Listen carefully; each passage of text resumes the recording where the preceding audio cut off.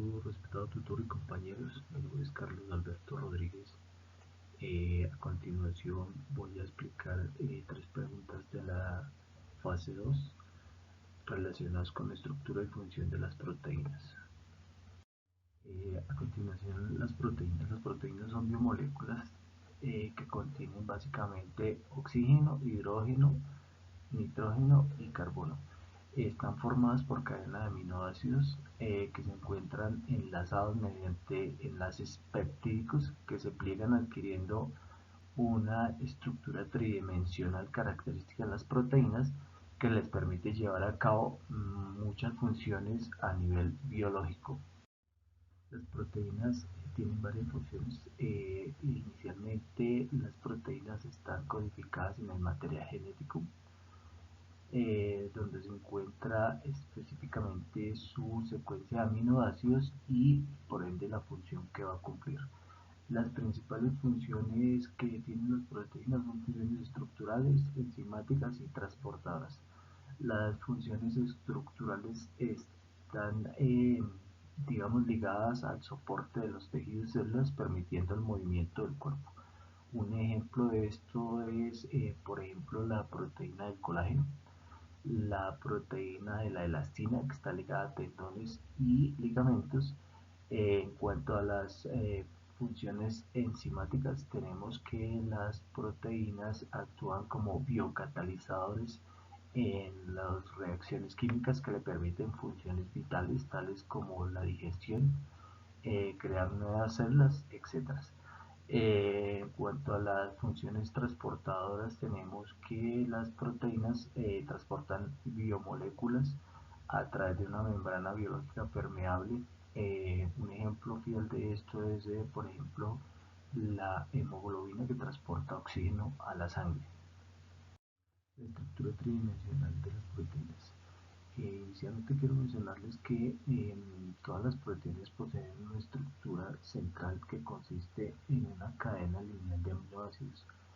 Eh, digamos que para la estructura primaria de las proteínas está formada por una secuencia de aminoácidos que determina la función de la proteína. Por ejemplo, las proteínas estructurales que forman los tendones y los cartílagos tienen mayor cantidad de aminoácidos, lo cual les da esta dureza y esta flexibilidad para soportar los movimientos del organismo, del cuerpo.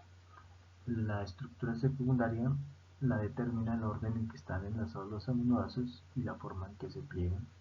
La estructura terciaria la determina cómo se enrolla la proteína y cómo se pliega la cadena polipéptica que la compone. La estructura cuaternaria la determina la agrupación de varias cadenas de aminoácidos, lo cual determina, o esto es determinante en macromoléculas de mayores dimensiones. Aquí vemos un diagrama de más o menos cómo es la estructura tridimensional de la proteína. Vemos la estructura primaria. Aquí es donde vemos que las proteínas se enlazan y forman una cadena de aminoácidos. En la estructura secundaria vemos cómo se pliegan, que mantienen un orden y que los aminoácidos, la forma en que se pliegan, determinan el estado de la proteína. Vemos la hélice alfa como forma de espiral en la proteína y la lámina plegada como la pliega, digamos, a manera de organizada. En la estructura terciaria vemos cómo la proteína se enrolla, que es lo que determina esta estructura, o se pliega la cadena polipeptídica. Y en la estructura cuaternaria vemos como la agrupación de varias cadenas de aminoácidos vuelven una molécula más grande. La pregunta número 4 de la fase 2 hace referencia a qué factores externos pueden afectar la estructura de las proteínas y por ende su función biológica. Hay varios factores externos que pueden afectar la estructura de las proteínas y por ende pueden causarle desnaturalización, lo que hace que pierda sus funciones. Digamos que uno de los factores externos o bióticos que pueden alterar las proteínas son el calor. El exceso de calor puede desnaturalizar las proteínas. Por ejemplo, al cocinar un huevo, la proteína de la clara se coagula y cambia de color. Eso es un ejemplo. El pH, las sustancias que modifican el pH pueden desnaturalizar las proteínas.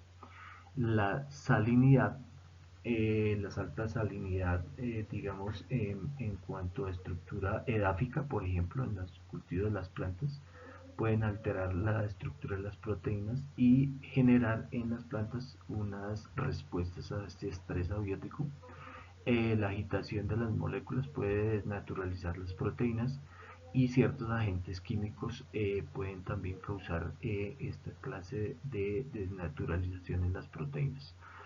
A nivel de las plantas, ustedes saben que las plantas responden al estrés ambiental a través de cambios eh, a nivel fisiológico, bioquímico y molecular.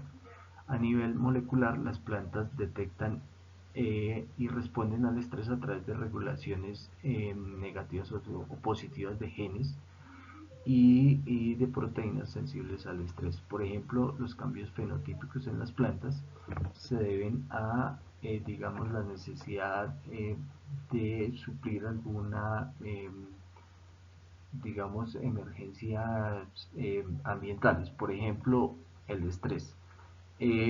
Las plantas, al respuesta al estrés, pueden causar alteraciones fenotípicas, digamos que aumentando el crecimiento de la raíz de la planta en respuesta a la sequía, aumentar el crecimiento del tallo en respuesta a la inundación o la poca luz y varias relacionadas con la raíz rebrote en respuesta al estrés por diferentes, digamos, factores climáticos. Con respecto a la pregunta 5, dice cómo contribuyen las proteínas intrínsecamente desordenadas a los procesos celulares y cuál es su papel. Las proteínas intrínsecamente desordenadas desempeñan diversas funciones vitales como el reconocimiento de macromoléculas, la unión promiscua y la señalización. Son actores cruciales en diversas funciones reguladoras claves para la célula. Rompen todos los paradigmas con respecto a la función estructura. Son proteínas flexibles, esto le permite adaptarse a diferentes estructuras funcionales y les permite reconocer ligandos diversos. Exhiben más de una estructura funcional dependiendo de las condiciones microambientales y la presencia de posibles ligandos. Eh, digamos que comprende una alta proporción de proteínas codificadas en un genoma eucarionte, alrededor del 30%. Algunas mutaciones que comprenden su función están asociadas a enfermedades como el cáncer y desórdenes neurodegenerativos. En respuesta al estrés abiótico, por ejemplo, volviendo al tema de las plantas, algunos estudios sugieren que diferentes tipos de estrés ambiental pueden activar la misma vía de señalización. Esto es un ejemplo de cómo estas proteínas activan los mismos procesos de señalización en una misma planta y a diferentes procesos o estrés abiótico. Digamos que la interacción entre las vías de señalización en respuesta a la infección por santosomas, esto es una bacteria cuyo principal huésped es el arroz, y la respuesta al estrés por sequía. Estas proteínas, digamos que se han aislado y se han identificado en la misma planta que responden a la misma señalización. Esto es un ejemplo de estas proteínas intrínsecamente desordenadas. ¿Y cuál es su papel funcional dentro de los procesos celulares? La sexta pregunta, ¿cuál es la importancia de los puentes de hidrógeno en la estabilidad de las estructuras secundarias y terciarias de las proteínas? Los puentes de hidrógeno es un tipo de enlace químico que consiste en una atracción electrostática que sucede por lo general entre una carga positiva y una carga negativa. Esta fuerza se ve reflejada, por ejemplo, en un átomo de hidrógeno y un átomo más electronegativo. Los puentes de hidrógeno son fundamentales para la estabilidad de las estructuras secundarias y terciarias, teniendo en cuenta que mantienen, que es una fuerza de atracción y que mantiene la estructura como tal de la proteína. Sirven para enlazar distintas moléculas o distintos sectores de una misma molécula.